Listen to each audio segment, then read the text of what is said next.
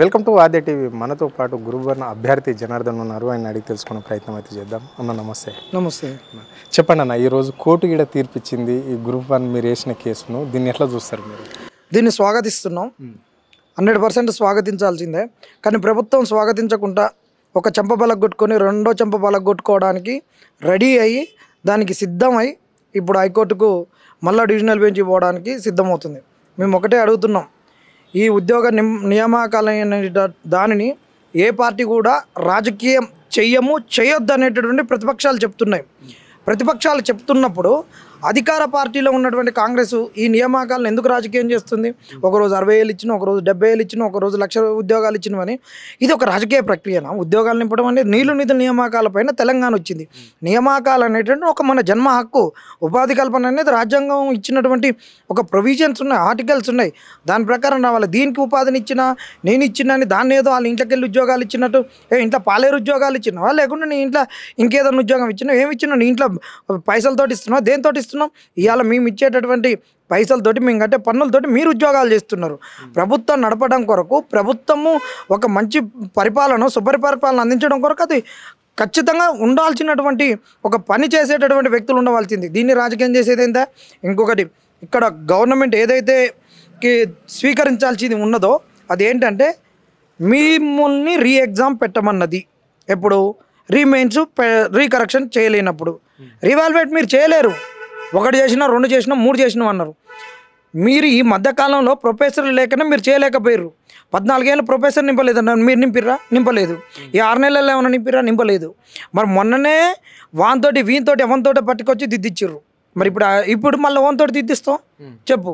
మరి ఇప్పుడు రివాల్యుయేషన్ పెడితే మీరు ఒప్పుకున్నట్లన్నా, అంటే ఇక్కడ ఇంతవరకు ఈ ఉద్యమాన్ని ఇంత ముందుండే నడిపించారు, ఇంత కేసు చేశారు, సో ఇప్పుడు రివాల్యుయేషన్ పెడితే మీరు ఓకే అనుకుంటున్నారు? మేము అదే చెప్తున్నాం. కోర్టు అనేటటువంటిది జరిగినటువంటి తప్పులను స్వీకరించింది కాబట్టి, కోర్టు దగ్గర ఏదైతే చెప్పాలనో ఒక వెసులుబాటు ఉన్నది కాబట్టి కోర్టు ఏమన్నది, రీవాల్యుయేట్ చేయండి, లేని పక్షంలో ఇమ్మీడియట్గా 8 monthsలో రీమెయిన్స్ పెట్టమని చెప్పింది. కాబట్టి ఇక్కడ మేమేం చెప్తున్నాం అంటే కొన్ని డైరెక్షన్స్ ఇచ్చింది, ఇంకా జడ్జిమెంట్ రాలేదు. వీళ్ళ దగ్గర రీఎవాల్యుయేట్ చేయడానికి కావాల్సినటువంటి మ్యాన్ పవర్ లేదు, తెలంగాణలో లేదు. వీళ్లకు కావాల్సినటువంటి సెక్యూరిటీ మెజర్స్ తీసుకోలేరు. ఆల్రెడీ అట్టర్ ఫ్లాప్ అయ్యారు. హరీబరిగా సోనియమ్మ బర్త్డేకు ఇవ్వాలి అని చెప్పేసి నియామకాలను సోనియమ్మ బర్త్డేను దృష్టిలో పెట్టుకొని దిద్దిచ్చినటువంటి వాళ్ళు నిజంగా జీవితాలను బాగు చేద్దాం అనేటువంటి ఆలోచన లేదు. ఇప్పుడు మీరు ఏం చేయాలనుకున్నా కానీ ప్రొఫెసర్స్ లేరు. ఇంకా మీరు ఎంత కరెక్షన్ చేయించినా కానీ కనీసం 5-6 నెలలు ఈజీగా పడుతుంది. అది ఇంకా పెద్ద పెద్ద వాళ్ళని తీసుకొచ్చి మంచిగా దిద్దిచ్చినా మీకు అంత చిత్తశుద్ధి లేదు. కాబట్టి ఈ ప్రక్రియను యూపీఎస్సీకి ఇస్తే మంచిది. యూపీఎస్సీకి ఇవ్వకుండా మళ్ళీ ఏది పడితే తూతూ మంత్రంగా చేసినామని చెప్పేసి అంటే మాత్రం బాగుండదు.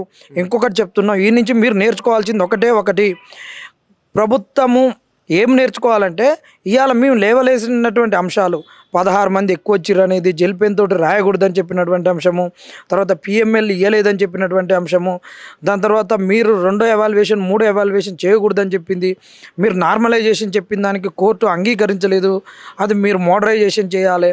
వీటన్నిటి ఉన్నాయి. ఈ అంశాలన్నిటి మేము లేవనెత్తినప్పుడు జనార్దన్ గారు బీఆర్ఎస్ కాంచి డబ్బులు అడుకొచ్చుకుంటుండు, ఇది బీజేపీ కాంచి తెచ్చుకుంటుండు, ఇటు పలానోని కాంచి అన్నారు. ఇలా పండ్లు ఉసిపోయినాయి కదా, కోర్టు జడ్జిమెంట్ ఇస్తే మీ ఈపులు పగులుతాయని చెప్తున్నాయి. ఇంకోసారి ఏ నిరుద్యోగిని కూడా అలాంటి మాటలు మీరు మాట్లాడొద్దు, మీరు చేయొద్దు. మొన్న మీరు అరెస్ట్ చేస్తుంటేనే పల్లికి పోయి బుడ్డ సెల్లు పెట్టుకొని తిరగాల్సినటువంటి పరిస్థితి. మీరు మమ్మల్ని ఒక ఉగ్రవాదుల లెక్కనో ఇంకొక రకంగానో సంఘ విద్రోహ శక్తుల లెక్కనో మీరు మమ్మల్ని భావిస్తున్నారు. అది భావించొద్దు. ఇవాళ మిమ్మల్ని గెలిపిస్తేందుకు పనిచేసినటువంటి వాళ్ళు నువ్వు నడిచేటటువంటి దాంట్లో నీ దాంట్లో కర్ర ఎందుకు పెడతామే?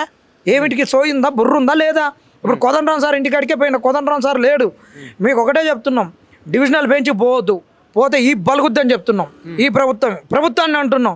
పిటిషనర్స్ మీరు కాకపోవచ్చు, పిటిషనర్స్ వేరే ఉండొచ్చు, టెక్నికల్గా మీరు చెప్పి ఉండొచ్చు. మీరు పిటిషనర్స్ కానప్పుడు మీరు నిరంజన్ రెడ్డిని ఎందుకు తీసుకొచ్చారని అడుగుతున్నాం. నిరంజన్ రెడ్డిని తీసుకొచ్చేటటువంటి ఒక బాధ్యత కానీ అంత భారాన్ని మోసేటటువంటిది కానీ వాళ్ళ దగ్గర లేకుండే, పిటిషనర్స్ దగ్గర. మరి ఎందుకు తీసుకొచ్చిండు అంటున్నాం. ఇప్పుడు మీ ప్రధాన డిమాండ్ ఏంటి? ఇప్పుడు కోర్టు ఆ తీర్పు ఇవ్వడం జరిగింది, ఇప్పుడు మీరు ప్రభుత్వాన్ని ఏం కోరుకుంటున్నారు, ఏంది మీ డిమాండ్స్? ఒకటే, వీళ్ళ దగ్గర మ్యాన్ పవర్ లేదు కాబట్టి సపోర్ట్ చేయకుండా యూపీఎస్కి ఇవ్వండి. యూపీఎస్కి ఇచ్చి ప్రిలిమ్స్ కాంచి మళ్ళీ కండక్ట్ చేయండి. ఖచ్చితంగా మా కాడ ఉన్నటువంటిది ఒకటి, GO 29 ఒక కాన్స్టిట్యూషనల్గా ఇది మెరిటా కాదనేటటువంటి డిస్కషన్ తోటి 29 జియోకి సంబంధించినటువంటి కేసు ఎక్కడ డిస్పోజ్ కాలేదు. ఓన్లీ డిలే అండ్ ల్యాచెస్ పైననే జడ్జిమెంట్ అనేది ప్రొనౌన్స్ అయింది. కాబట్టి 29 జియోకి సంబంధించినటువంటి కేసు ఇంకా సుప్రీంకోర్టులో ఉన్నది. కాబట్టి ఎస్సీ ఎస్టీ బీసీ బిడ్డలు ఇంకా ఎవరు బాగోగులు కోరేటటువంటి వారు ఇంకెవరైనా తెలంగాణ సామాజిక ఉద్యమకారులు ఎవరున్నా వచ్చి 29 జియో గురించి సుప్రీంకోర్టులో కొట్లాడాలి. 29 జియోను స్ట్రక్ డౌన్ చేయాల్సిందే. స్ట్రక్ డౌన్ చేయించినాక రీప్రిలిమ్స్ పెట్టాల్సిందే, రీమెయిన్స్ పెట్టాల్సిందే. రీప్రిలిమ్స్ కాంచి ప్రక్రియను మొత్తం మీరు యూపీఎస్సీకి ఇవ్వండి.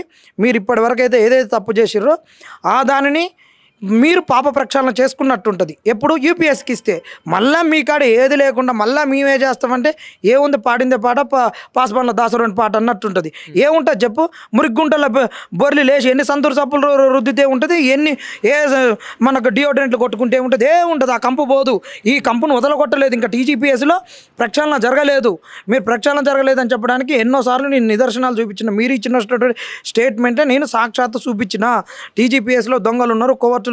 మీరు ప్రక్షాళన చేస్తే కోవర్టులు ఎందుకుంటారు చెప్పుడు?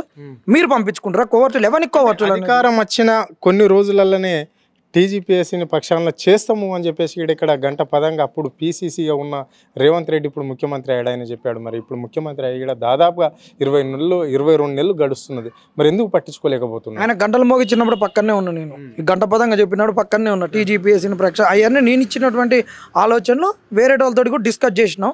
అందరం ఈ మంచి మంచి ఆలోచనలు అని చెప్పారు. టీజీపీఎస్సీ ప్రక్షాళన అయితే Karnataka Kerala public service commission లెక్క ఎట్టుండాలి, యూపీఎస్సీ అవసరం లేదు అని ఇవన్నీ చాలా చెప్పినాం. అవన్నీ చేస్తూ ఉన్నారు. వినాయక్ రెడ్డి సార్ వీళ్ళందరితోటి కలిసి మాట్లాడినటువంటి చర్చల్లో నుంచి వచ్చినటువంటిదే అది ఫైనల్గా అవుట్పుట్కి ఇది కరెక్ట్ అన్నారు, పెట్టారు. కానీ ఏ ప్రక్షాళన జరగలేదు. ఒకటే ప్రక్షాళన జరిగింది. ఈ కాంగ్రెస్ వాళ్ళకు పదవులు రావడమే ఒక పెద్ద ప్రక్షాళన, అంతే. ఇంకో విషయానికి వస్తే జనార్దన్ గారు, ఇక్కడ నిరుద్యోగులు మాత్రము నిరుద్యోగులకు నోటిఫికేషన్ అద్దు, ఉద్యోగ నోటిఫికేషన్ అద్దు అని చెప్పేసి ఆందోళన చేస్తున్నారట, ధర్నాలు కూడా చేస్తున్నారట. రాష్ట్ర ముఖ్యమంత్రి అంటుండేది వాస్తవమా? ఉద్యోగ అవకాశాలు చాలు మాకు అంటున్నారట కదా. ఇది ముఖ్యమంత్రి గారు అన్నారు కాబట్టి నేను తిట్టట్లేదు. ఎందుకంటే ఇది రాజ్యాంగబద్ధంగా వచ్చినటువంటి పదవి. ఇప్పుడు వారిని అంటే ఏంటంటే ఒక రాజ్యాంగబద్ధమైనటువంటి పదవిని అవమానించినట్టు, ఆ పదవిని అవమానిస్తే రాజ్యాంగాన్ని అవమానించినట్టు, రాజ్యాంగాన్ని అవమానిస్తే గౌరవ అంబేద్కర్ గారిని అవమానించినట్టు, అక్కడ ఉన్నటువంటి పెద్దలందరిని అవమానించినట్టు. ఇదే కనుక రేవంత్ రెడ్డి గారు కనుక చెప్పకుండా వేరేటోడు చెప్తే చెప్పు తెగేటట్టు తందను. ఎవడు చేసిండు? అశోక్ నగర్లో ఉద్యోగాలు వద్దు, నోటిఫికేషన్లు వద్దని నెలలు చేసినారు. మాట్లాడుతందుకు రేవంత్ రెడ్డి గారు మీకు ఇంత గౌరవం ఇచ్చి మాట్లాడుతున్నాం. వేరేటోడు అయితే చెప్పు తీసుకొని తందు అంటున్నాం.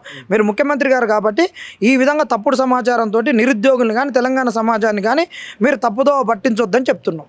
Okay, right. ఇది పరిస్థితి. అంటే కోర్టు తీర్పును మేము మాత్రము అంగీకరిస్తున్నాము అని చెప్పేసి ఇక్కడ జనార్దన్ చెప్పడం జరిగింది. ఇప్పటికైనా కానీ ఇక్కడ టీజీపీఎస్సీ పక్షాన చేయలేదు కాబట్టి యూపీఎస్కి ఇచ్చి మళ్ళీ రీకంటెంట్ అంటే మళ్ళీ ఎగ్జామ్ పెట్టాలని చెప్పేసి ఇక్కడ వాళ్ళు డిమాండ్ చేయడం అనేది జరిగింది. కెమెరా పర్సన్ రఘుతో అరుణ్, ఆద్య టీవీ, హైదరాబాద్.